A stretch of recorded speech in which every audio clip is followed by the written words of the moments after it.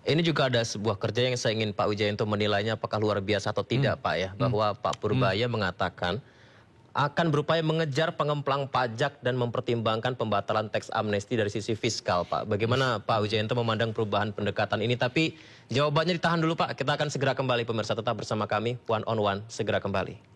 Terima kasih masih bersama kami pemirsa di One on One. Pak Wijayanto, diskusi kita semakin menarik karena tadi target 8% yang tadi Pak Wijayanto sampaikan adalah sebuah pencapaian yang luar biasa kalau itu terjadi Pak. Perlu kerja luar biasa. Nah pertanyaannya, beberapa kerja-kerja Pak Purbaya ini kan banyak yang disebut sebagai sebuah gebrakan begitu. Salah satu ini juga adalah tentang pengemplang pajak, mencoba dikejar Pak Purbaya dengan mempertimbangkan pembatalan teks amnesti dari sisi fiskal. Menurut Pak Wijayanto, bagaimana melihat perubahan pendekatan ini? Jadi teks amnesti itu sebaiknya jangan dilakukan. Teks amnesti jangan dilakukan? Karena begini, ketika kita menjalankan teks amnesti jilid 1, itu janji pemerintah adalah tidak akan ada teks amnesti lain. Sehingga ini kebijakan yang kredibel, semua orang berbondong-bondong untuk memanfaatkan. Tetapi ternyata ada teks amnesti 2. Orang sudah mulai berpikir, ini pemerintah jangan-jangan suatu saat ada teks amnesti lain. Artinya bisa saja nanti ada lagi. Ada lagi. Kalau begitu melanggar nggak apa-apa. Nanti akan ada di pintu masuk dan itu dibukakan melalui teks amnesti. Nah menurut saya, daripada kita laksanakan lagi teks amnesti jilid 3 yang dampaknya adalah kredibilitas pemerintah itu runtuh, menurut saya jangan. Karena upaya mendisiplinkan pembayaran pajak, upaya mendisiplinkan upaya-upaya money laundry, itu menjadi tidak akan mempunyai kredibilitas. Jadi menurut saya, apa yang disampaikan oleh Pak Purbaya itu bagus, walaupun masuk dalam prolegnas. Kalau menurut saya, mohon jangan. Kita dorong terus ini Pak Purbaya supaya mempunyai kekuatan untuk mempertahankan opininya.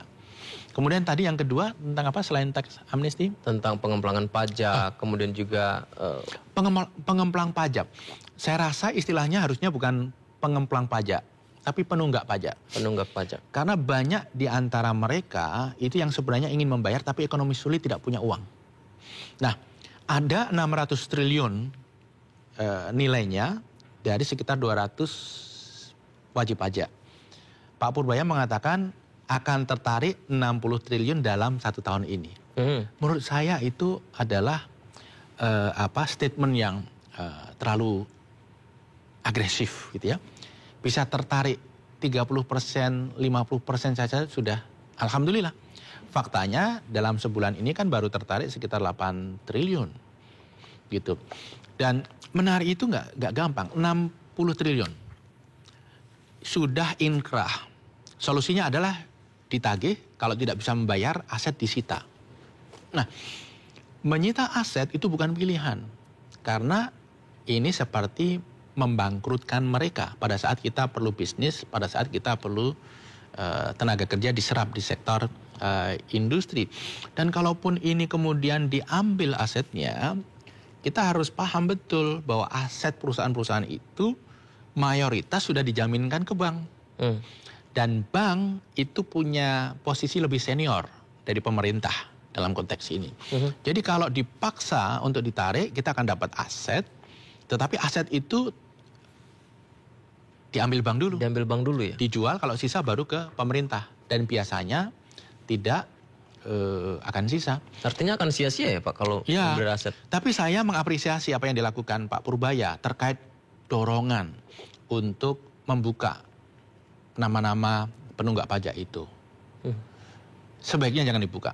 Kalau dibuka, maka perusahaan-perusahaan yang berjalan, kondisinya sedang sulit tapi bisa diselamatkan. Kalau dibuka, langsung bangkrut. Karena counterpartnya, partnernya, importirnya di luar negeri nggak akan percaya lagi. Jadi bahwa tidak dibuka, itu satu strategi benar, walaupun kemudian jangan tebang pilih. Jangan karena perusahaan ini milik si A, dekat dengan si B, kemudian tidak diproses gitu. Kalau itu dilakukan, maka upaya seperti ini tidak akan mempunyai kredibilitas dan hampir pasti gagal. Meskipun itu adalah kewajiban untuk pembayaran pajak Pak, untuk mencari solusi penunggak pajak? Perlukah pemerintah sebenarnya melihat akar masalahnya, Pak? Ya, akar masalahnya perlu kita lihat satu persatu. Sebagian memang niatnya buruk, ngemplang.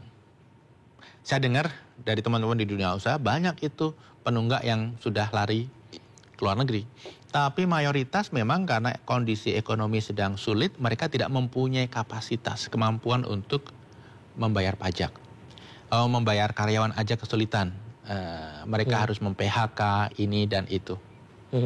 Karena total kewajibannya ini besar sekali Pak ya. Kita lihat angkanya itu hingga 60 triliun rupiah. Ini yang katanya akan coba ini tadi sempat Pak Wijayanto juga sampaikan. Purbaya menyatakan dana akan dipaksa masuk ke kas negara dalam waktu 1 minggu. Kita lihat berikut ini. Seperti saya bilang kemarin, itu yang nggak bayar pajak aja ada 60 triliun, nggak ada yang pembayar pajak besar yang sudah inkrah. Itu dalam waktu seminggu kan saya paksa bayar. Itu akan masuk di 2026 maksudnya Pak, 60 triliun itu? Enggak, 2005. Itu yang udah inkrah, udah utang pajak. Nanti 26 kita sisir lagi. Yang jelas gini, kita melakukan fair treatment. Kalau udah bayar pajak jangan diganggu sama sekali dan nggak ada lagi cerita. Ya, pernyataan Pak Purbaya Yudi tadi menegaskan apa yang Pak Wijayanto sampaikan sebelumnya Pak ya. Dan ya satu hal yang digarisbawahi adalah mengejar yang sudah inkrah gitu. Idealnya Pak sebenarnya yang harus pemerintah lakukan seperti apa bijaknya nih Pak supaya ada solusi yang baik dan tidak merugikan ekonomi negara. Ya, harus kita lihat yang bisa membayar diminta bayar segera. Kalau dia kondisi keuangannya memang tidak sehat-sehat amat dikasih tenggat waktu. Kemudian kalau niat baik tetapi betul-betul tidak mampu, ya kita restrukturisasi. Tapi kalau yang betul-betul niatnya mengemplang, harus pendekatan hukum. Pendekatan hukum dilakukan? Iya, harus pendekatan hukum. Mereka lari ke luar negeri, ya harus kita kejar. Bukan apa-apa. Apakah dengan begitu kita akan dapat hak kita? Belum tentu. Tapi dengan begitu, pemerintah, upaya penegakan hukum ini akan menjadi semakin kredibel.